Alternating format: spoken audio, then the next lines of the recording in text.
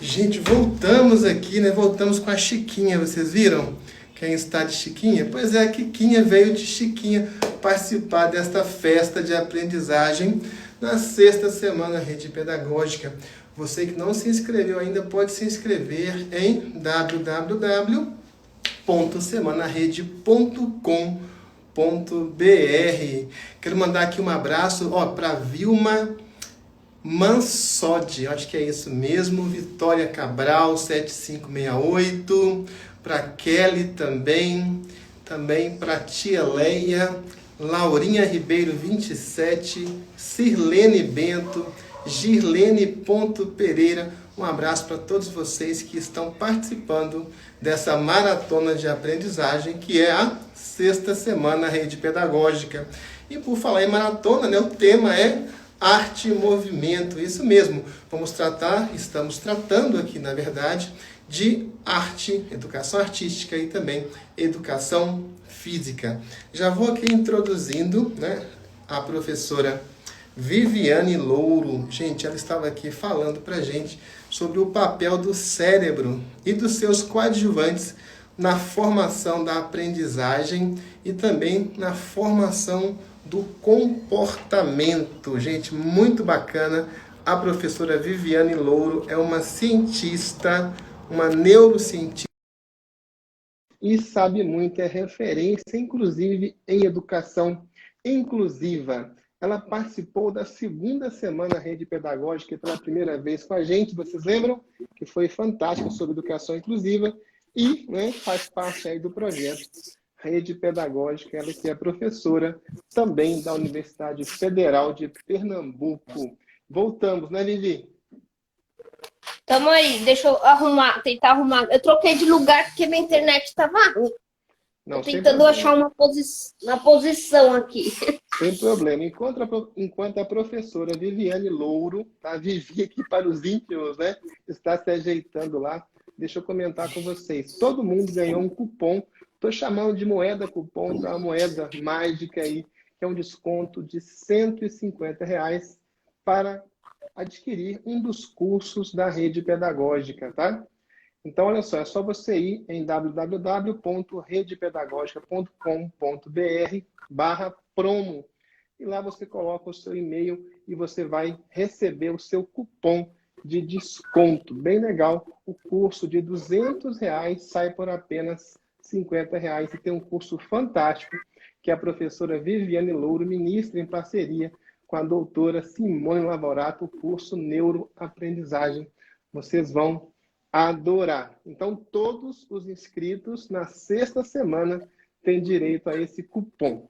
Vamos lá então, professora. Você estava falando do papel do cérebro e dos seus coadjuvantes nesse processo de aprendizagem. Você pode, por favor, recapitular um pouquinho para quem está chegando agora?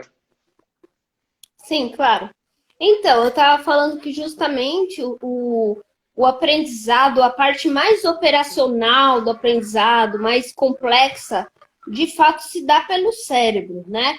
Mas abaixo do cérebro, nós temos várias regiões que nós não consideramos cérebro e que também são importantes para o aprendizado, né? Porque o cérebro recebe informação do corpo, né? E essas informações, para chegar no cérebro, precisam passar pela medula, aí precisa passar por essas regiões subcorticais, serem processadas fisiologicamente de algumas formas, e aí isso é encaminhado para o cérebro, que vai processar e entender o que está acontecendo, né? E vai elaborar, e vai ter justamente o aprendizado que é um pouco mais consciente e significativo.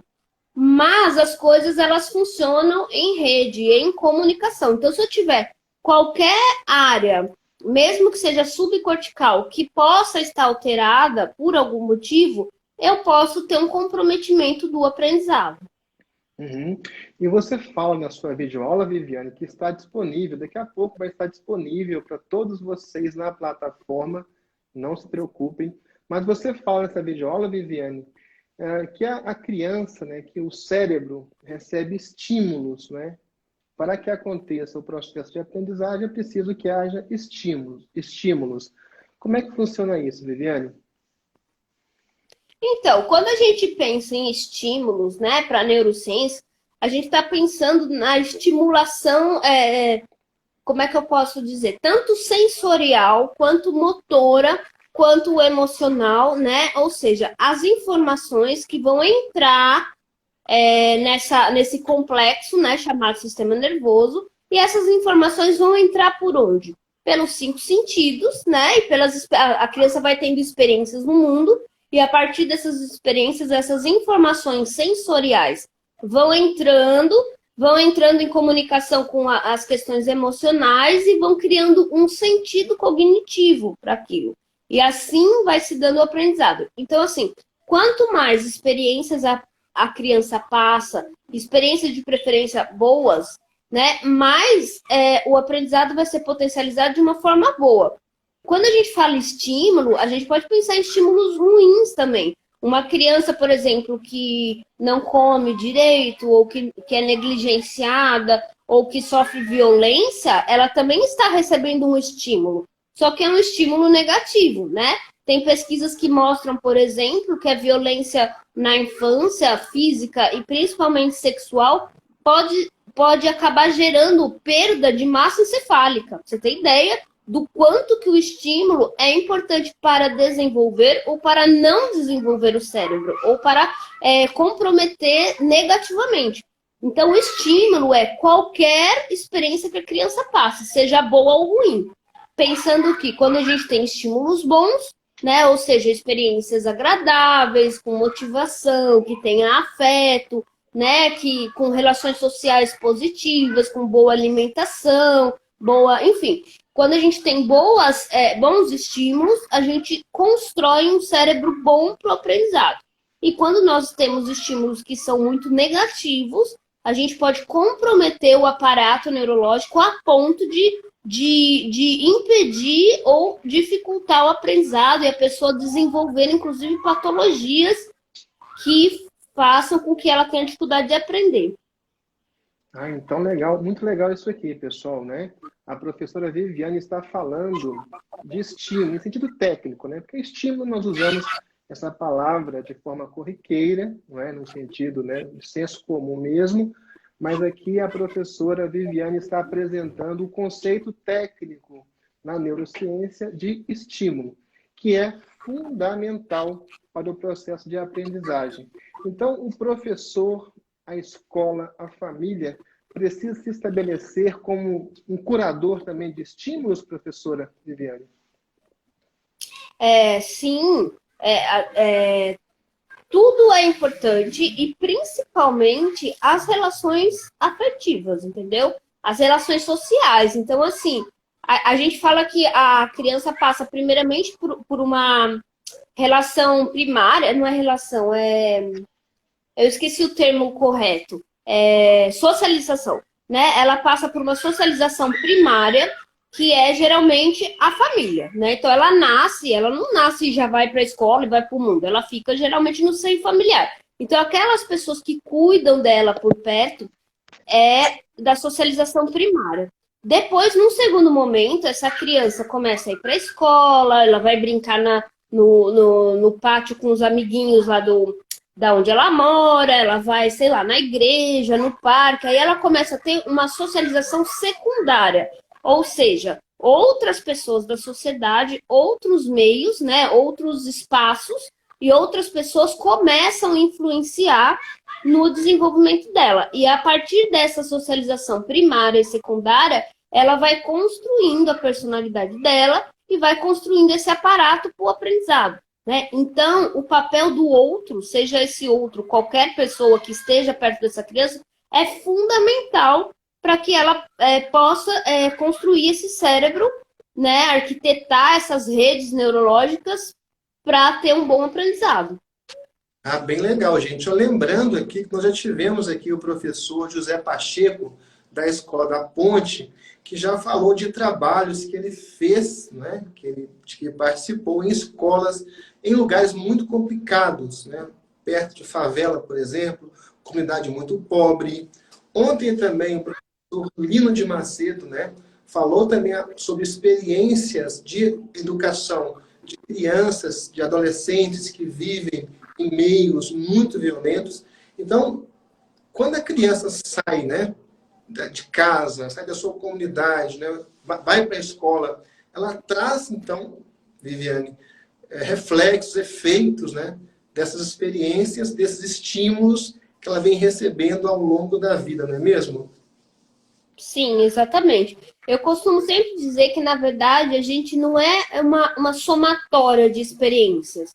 Nós somos, na verdade, uma alquimia de experiências, né? Eu não simplesmente somo experiências que eu vou passando.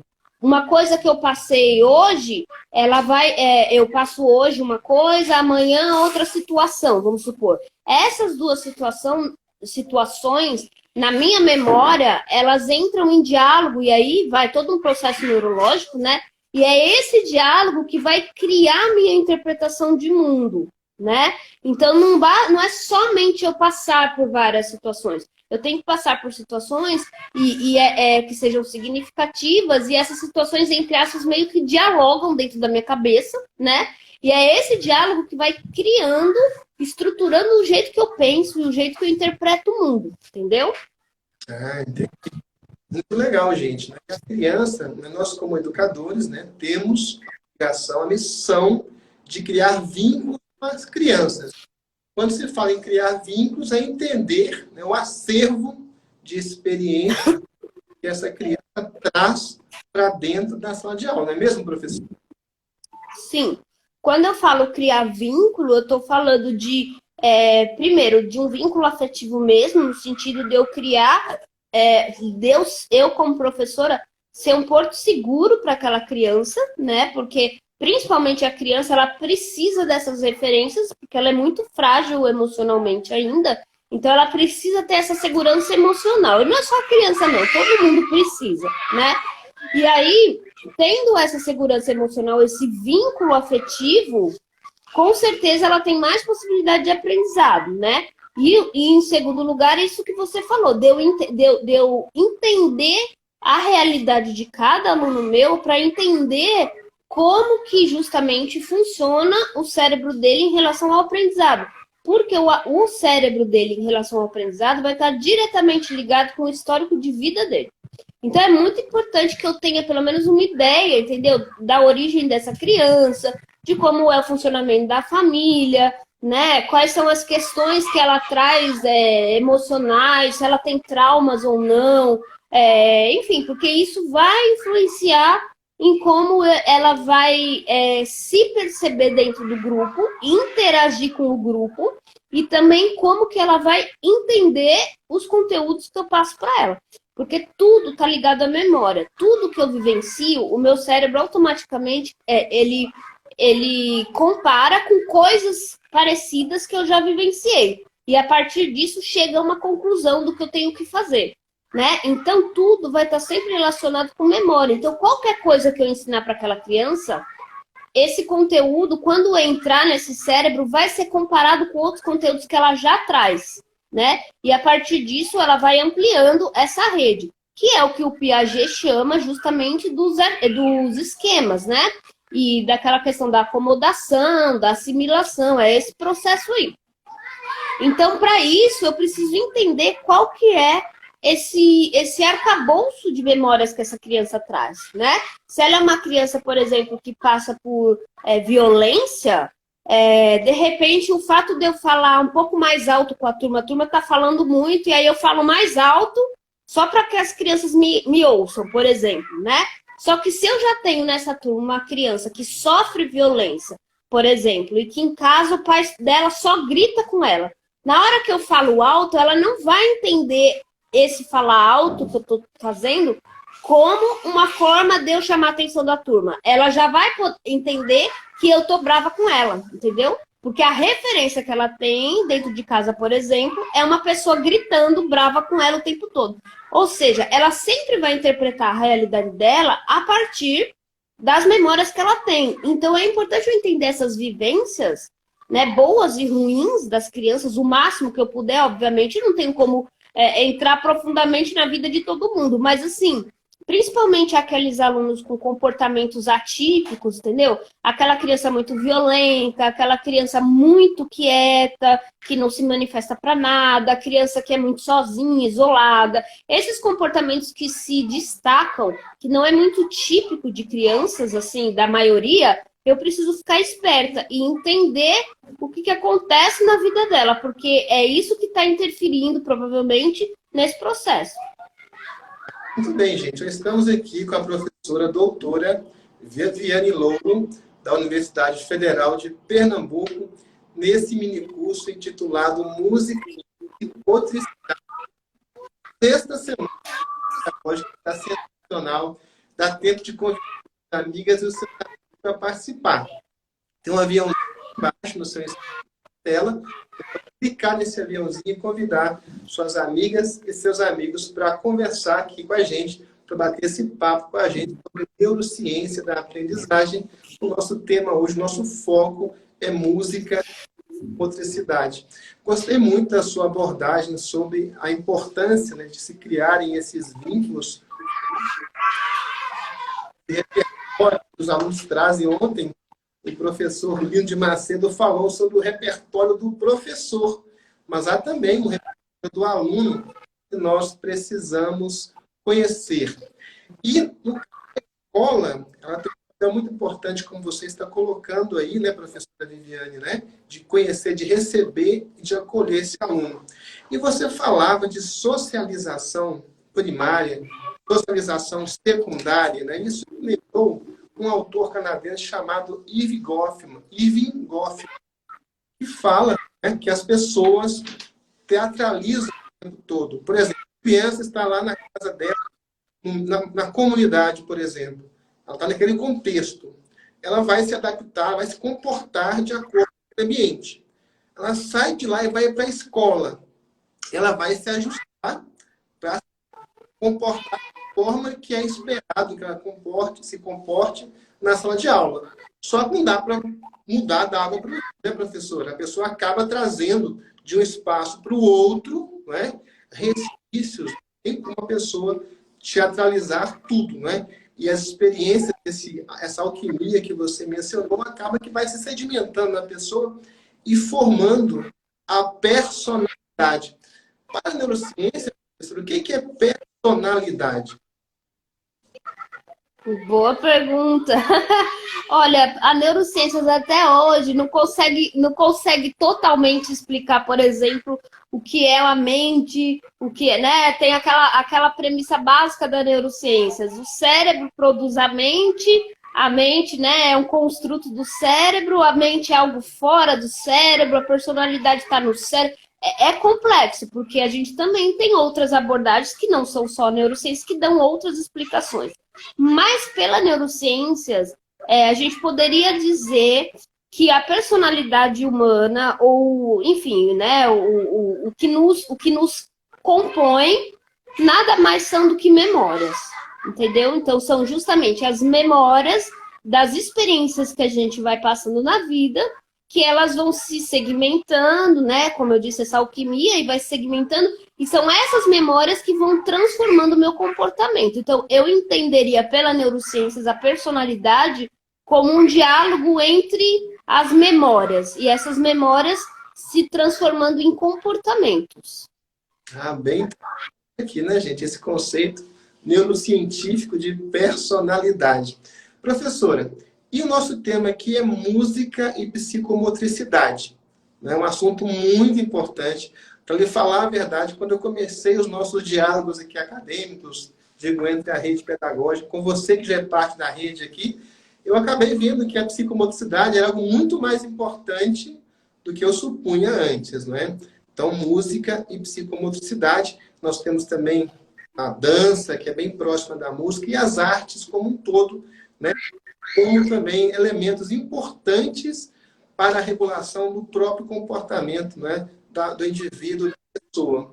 Eu lhe pergunto, né, como que se pode fazer essa ponte entre música e psicomotricidade? Sim. Então, a psicomotricidade, ela vai... a base da psicomotricidade é esse tripé, né? Cognição, emoção e movimento. Então, esse tripé é a base da construção do ser humano, digamos, da personalidade, né, do ser humano. Então, a ideia básica é o movimento e a emoção, elas é o fundamento da cognição, né? Quando a criança nasce, ela é emoção pura. Se ela tá com raiva, ela chora. Se ela tá molhada de xixi, ela chora. Se ela tá com fome, ela chora, né? Ela vai crescendo. Se ela quer o brinquedo do amiguinho, ela simplesmente vai lá e pega e bate no outro. Ela não tem esse filtro de entender cognitivamente o que pode, o que não pode. Ela quer o negócio, ela se joga no chão, ou seja, ela é emoção pura. E essa emoção, ela vai para onde? Vai para o comportamento da criança. Então, se ela não quer sair daquele lugar, ela se joga no chão e grita. Entendeu? Ela não pensa assim, minha mãe está passando vergonha aqui no meio do mercado. Ela não tem esse crivo, né? Porque ela é emoção e movimento. Toda a emoção dela vai para o corpo. Essa emoção e o movimento no social, por isso que é importante as relações sociais, porque ela vai se jogar no chão, aí a mãe, a professora, sei lá, quem tiver perto, vai falar, não adianta fazer birra, você não vai ganhar o que você quer na hora que você quer, eu tô passando vergonha, isso não é legal, enfim. E aí a criança vai entendendo as regras sociais e vai entendendo como deve ou não se comportar. E aí isso vai maturando o cérebro dela até chegar em instâncias mais cognitivas, até chegar num momento que ela não precisa da mãe dela mais para falar, porque ela entende que assim, isso pode, isso não pode, eu tô frustrado, mas e daí eu tenho que engolir minha frustração, porque a vida é assim, e isso ela já está com uma cognição mais elaborada. Então, para eu chegar nessa cognição elaborada, eu saio desse emocional e esse movimento, entendeu? E chego na cognição. Quando eu tenho essa cognição elaborada, eu sou capaz de controlar o meu comportamento e as minhas ações, ou seja, os meus movimentos, entendeu? Então, é uma via de mão dupla. Eu preciso do emocional e do movimento para estruturar a cognição, e no momento que eu tenho essa cognição estruturada, é ela que vai controlar o meu emocional e o meu movimento, entendeu? Então, isso é um sistema de mão dupla, né? E o que tudo isso tem a ver com a música? Tem tudo a ver, porque assim, quando a gente fala da psicomotricidade em si, a gente fala de alguns elementos específicos, né? Como construção de esquema corporal, tonicidade, lateralidade, são alguns elementos que fazem parte desse desenvolvimento emocional e motor da criança para estruturar essa cognição, né? E com aulas de música, a gente justamente trabalha esses elementos. Nas aulas de música, geralmente, né, principalmente para criança, são aulas muito lúdicas, que a gente faz muita atividade com o corpo, de coordenação motora, brincadeiras de roda, trabalha questões de linguagem, de memória, ou seja, a gente trabalha todos os elementos da psicomotricidade dentro de uma aula de música, né? Mesmo os professores de música que não conhecem nada de psicomotricidade, eles estão trabalhando os elementos da psicomotricidade mesmo sem saber. Mas a base das atividades musicais para criança geralmente respeitam justamente esse desenvolvimento da criança, que é o desenvolvimento psicomotor. Então, por isso que a música ela é tão fortemente uma promotora de plasticidade cerebral, porque ela acaba trabalhando todas as questões relacionadas ao emocional, à cognição e ao movimento. Ah, bem legal, né, gente? Então, olha só como fazer uma abordagem com música com crianças pequenas. Muito interessante isso. Viviane, para começar um projeto, né, mais bem fundamentado, mais bem parametrizado, com música, para desenvolver com as crianças pequenas, especialmente, a psicomotricidade. Como começar? Estudando música. Eu acho que o primeiro passo é esse, né? Se o professor quiser trabalhar com música em sua sala de aula, Eu acho que é importante ele ter alguns conhecimentos básicos, mesmo porque a música também tem todo um arcabouço teórico aí, né, de conhecimentos teóricos, estéticos, artísticos, que justamente saber esses conceitos vai ajudar ele saber manipular a música como uma ferramenta para trabalhar com as crianças, né? Então, eu acho que estudar música é o primeiro passo. Não necessariamente fazer uma faculdade de música, mas assim, ter aulas de música talvez seja uma coisa muito importante nesse primeiro momento, né? Bem legal, né? E qual seria o conceito assim simples para quem está chegando agora, nunca entendeu direito o que é psicomotricidade? Qual seria um conceito simples para as pessoas entenderem rapidamente e não esquecerem mais, Viviane? Bom, o mais simples que eu posso dizer seria a psicomotricidade é a relação da mente com o corpo dentro do contexto social. É basicamente isso. É como que o ser humano se desenvolve, né, a partir do diálogo mente, corpo, sociedade. É isso. Uhum. E como é que a psicomotricidade pode ajudar na educação inclusiva, professora? Então, a gente tem que entender que a psicomotricidade, ela não é, como é que eu posso explicar? Ela não é uma abordagem que eu escolho ou não escolho trabalhar. Ela é o próprio desenvolvimento nosso, entendeu? Então, assim, eu escolho ou não escolho saber disso, né? Mas eu não escolho assim, eu não vou trabalhar pensando na psicomotricidade. Então, é impossível, porque a psicomotricidade é justamente como que o corpo se organiza, como que a mente se organiza. Isso, independente de eu querer ou não, vai acontecer. Pode acontecer de uma forma muito ruim, como eu disse, se eu não fizer a coisa certa, mas vai acontecer, né? Então, eu preciso entender que, assim, quando eu estou pensando nesse desenvolvimento do ser humano, eu estou pensando nesse cérebro da pessoa, eu estou entendendo que esse cérebro é algo individual, né? E que está ligado a esse histórico de vida, como eu disse. Então, para mim, independe se é uma criança que é gênio ou se é uma criança que tem uma deficiência intelectual grave, né? Eu estou entendendo que cada uma dessas crianças tem um histórico de vida, tem a sua própria história, com as suas experiências e com as suas condições que são neurológicas, genéticas, mas também são sociais. E se eu entender isso, eu não tenho um pensamento do tipo assim, agora vou trabalhar com inclusão, agora vou trabalhar com crianças normais, agora vou trabalhar com crianças com deficiência. Eu vou trabalhar com pessoas, entendendo que cada um tem o seu desenvolvimento, que tem a sua história, né?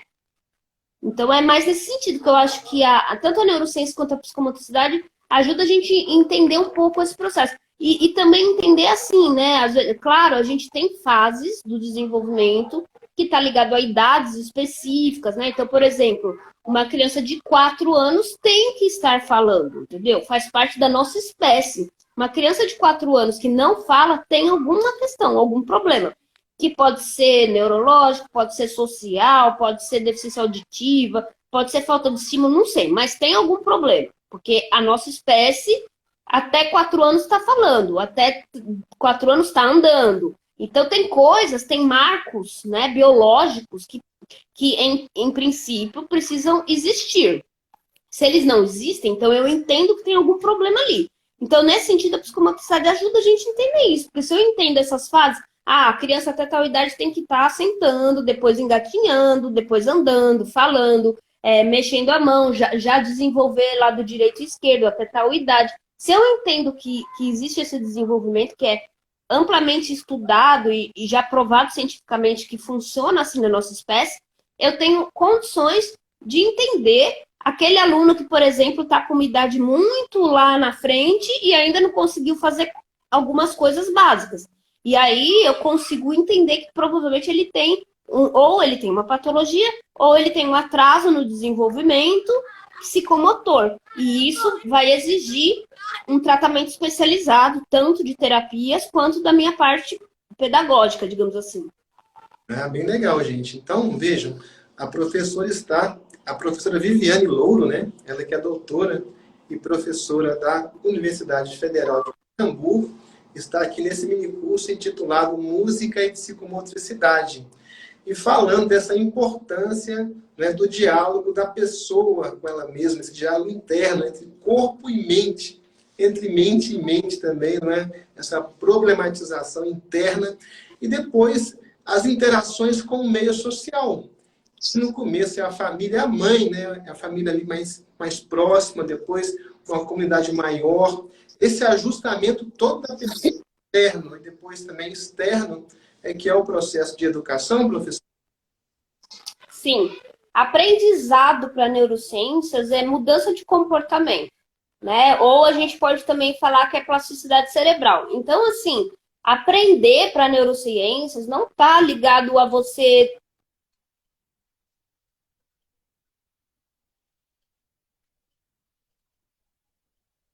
conseguir fazer algo e passo a conseguir fazer, seja esse algo bom ou ruim, o meu cérebro aprendeu. Entendeu? Então eu sou uma pessoa, sei lá, que eu aprendo, eu apanho todos os dias na minha casa. E a partir disso eu começo a bater nos meus amiguinhos, vamos supor.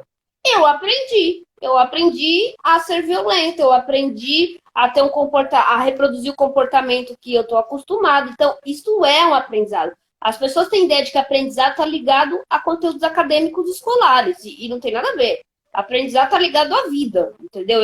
Eu amarrar o sapato é um aprendizado, eu andar é um aprendizado. Então, assim, o cérebro, ele é programado para aprender, entendeu? Agora, claro, tem determinados aprendizados que vão exigir mais cognição, digamos assim, né? Outros vão exigir talvez menos, outros vão estar ligados mais a movimentos, a comportamentos, aprendizados ligados ao comportamento, vão ter muitos tipos de aprendizado, né? Mas aprender é mudar comportamento. Ah, muito bem, gente. É bem ou para mal.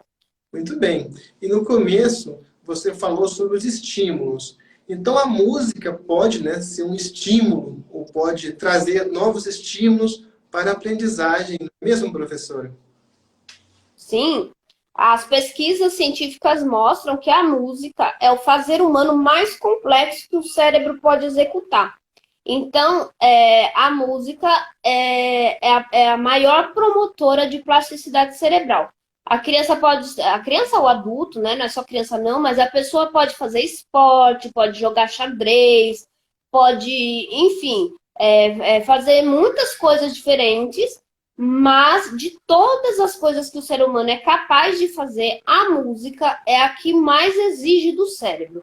Sendo a que mais exige, também é a que mais promove modificações neurológicas, né? Então, por isso que a música é um estímulo muito legal, muito importante para desenvolvimento emocional, social, motor, cognitivo, sensorial, tudo. Ah, muito legal, gente. Porque pense em vocês, a criancinha saiu lá da casa dela, né? Eu estou aqui colocando a criança que sai de um ambiente muito difícil, porque é isso que a gente vê, viu, Viviane? Eu já fiz visitas a escolas, né, de periferia, né? A grande maioria das escolas do Brasil estão na periferia, e a realidade realmente é muito dura. Então a criança sai da casa dela com problemas, às vezes falta alimentos, falta materiais, né? Às vezes não tem o pai, não tem a mãe, está bem bagunçada. A criança vai para a escola. E quando o professor traz uma música, é como se houvesse suspensão, né, de todos os problemas, e a criança consegue caminhar ou se mover, né, em uma atmosfera diferente. E até o professor Ilan Breman falou aqui no sábado, na abertura da semana, sobre a catarse. Tem alguma coisa a ver catarse com a introdução de música na educação de crianças pequenas, professora? Você diz catarses mesmo, da criança, de ter catarse em sala de aula, você diz?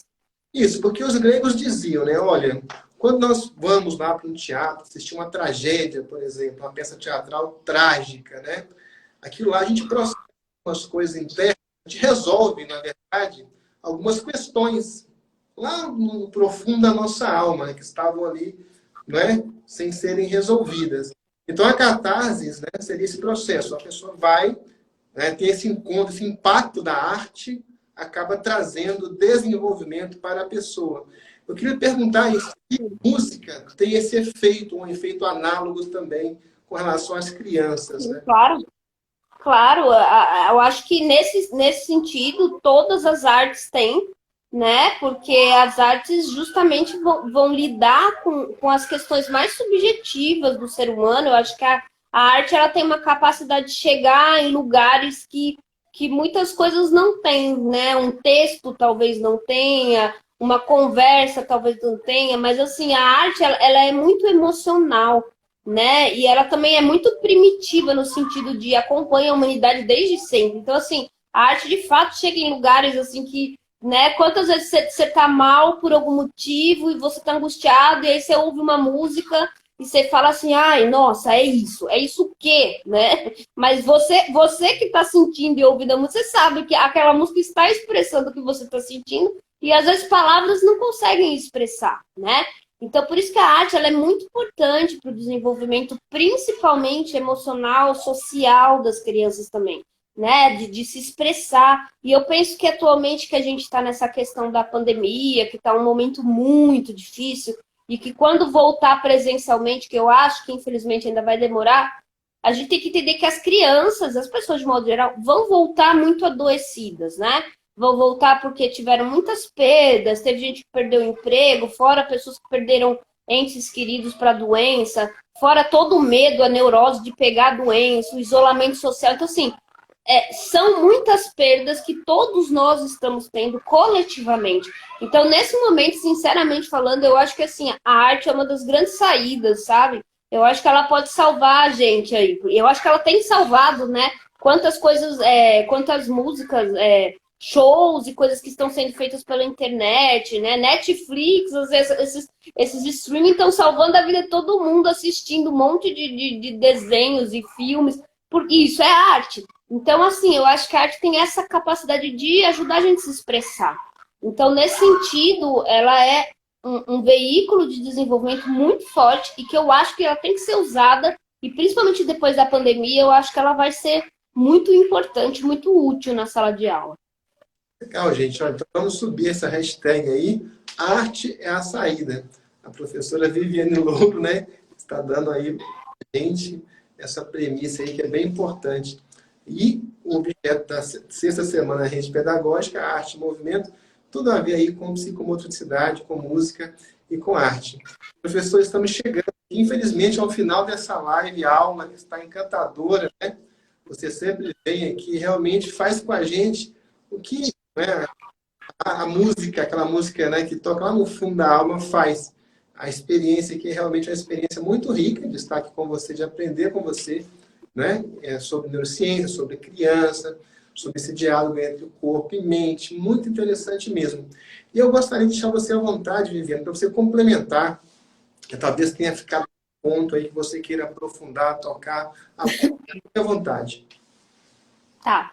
Não, primeiramente, quero agradecer de novo o convite. É sempre um prazer falar sobre esses assuntos que eu adoro, estudo muito, né? E pedir desculpa, que eu sei que a minha imagem não tá tão boa. Eu tava num lugar super legal, só que a internet tava ruim. Aí eu troquei e eu tô segurando o celular. Por isso que não tá tão legal. Me desculpa aí que numa próxima eu melhoro. Mas é isso. Eu acho que, como eu disse, esse momento de pandemia é um momento muito delicado. E, de fato, eu acho que a arte pode ser uma grande saída para todos nós. A mim tem salvado a vida, né? Eu só não estou mais deprimida porque eu toco piano, porque eu dou aula de música, porque eu assisto filme, enfim.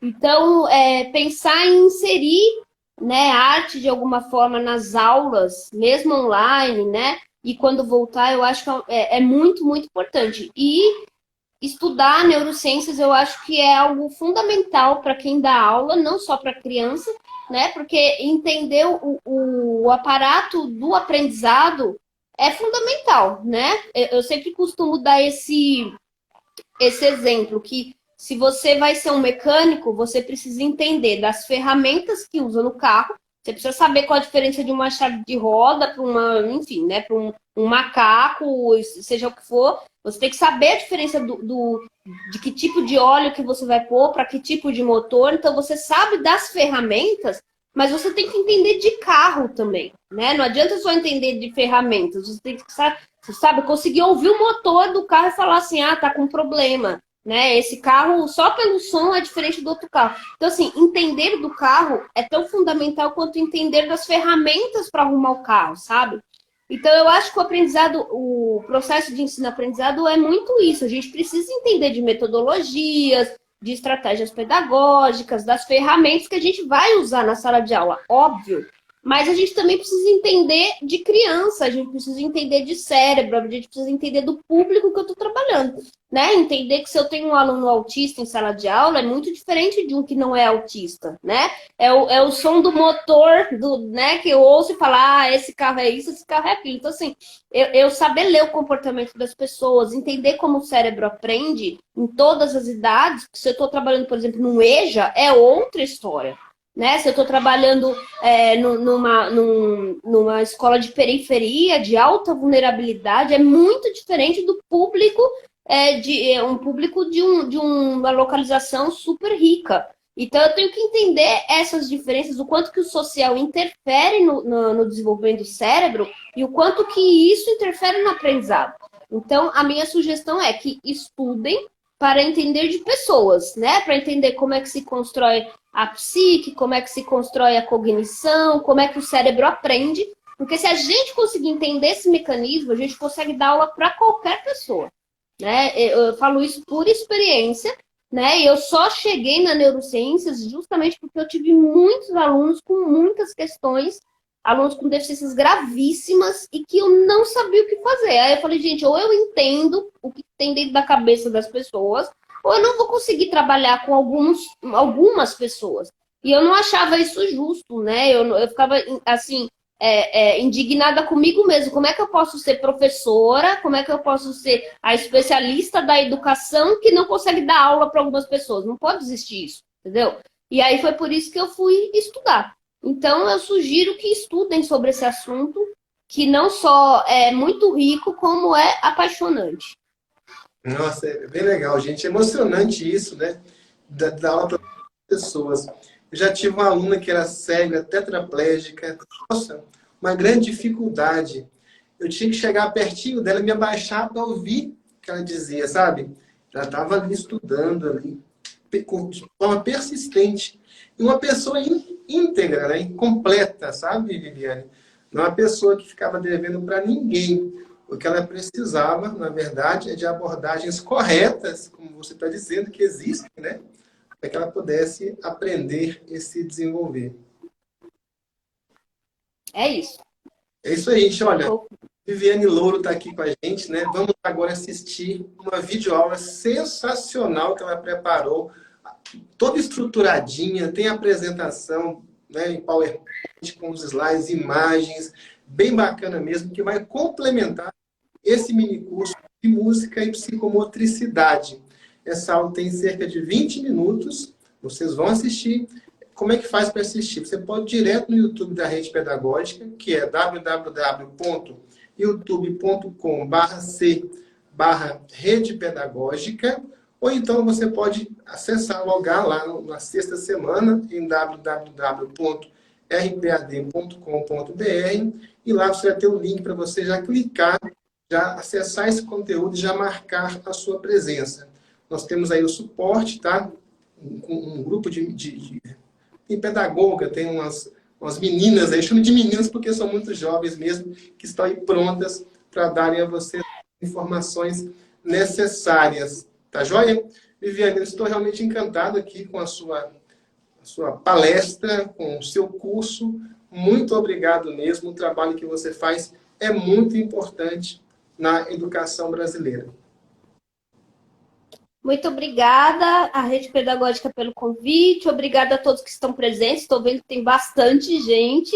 O bom do virtual é isso, né? A gente não fica tão nervoso porque não vê todo mundo, mas assim, tem quase 2.000 pessoas, é bastante. Então, assim, agradeço as pessoas terem, né, tirado o tempo delas para me ouvir e espero ter contribuído com a formação das pessoas. É bem legal, Viviane. Então, a gente vai lá assistir esse mini curso, né? E lá, gente, no YouTube, é um fórum. Depois você pode deixar comentários, perguntas, compartilhar suas experiências. E a própria Viviane vai entrar lá também depois para comentar, para responder perguntas, tá certo? É um fórum de aprendizagem lá no YouTube da Rede Pedagógica. Então vamos lá e voltamos às 21 horas com a professora doutora Simone Lavorato, com o minicurso Mente, Arte e Movimento. Quem inscrever é só ir em www.semanarede.com.br. Gente, a informação vale ouro, mas é de graça, não custa nada, né? Então, vamos fazer. Viviane, grande prazer. Obrigada, beijo a todo mundo. Tchau, tchau. Beijo, tchau, até mais. Olha, eu quero cumprimentar todos que estão assistindo essa live, né? Que vão assistir depois, na pessoa de 3 nomes aqui, de 3 pessoas cujos nomes eu vou citar aqui, que vai ser nossa amostra, né? Quero citar aqui, por exemplo, a Flávia Ruivo Becker.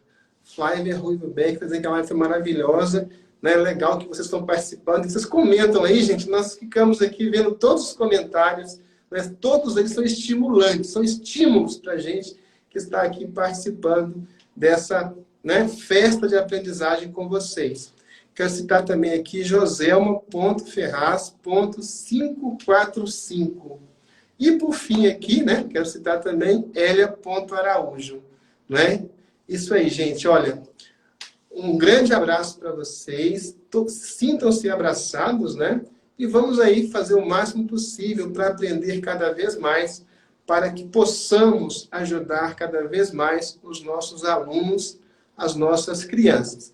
Estamos indo todos agora, então, para assistir essa videoaula do minicurso Música e Psicomotricidade, e já temos encontro marcado aqui às 21 horas com a professora doutora Simone Lavorato.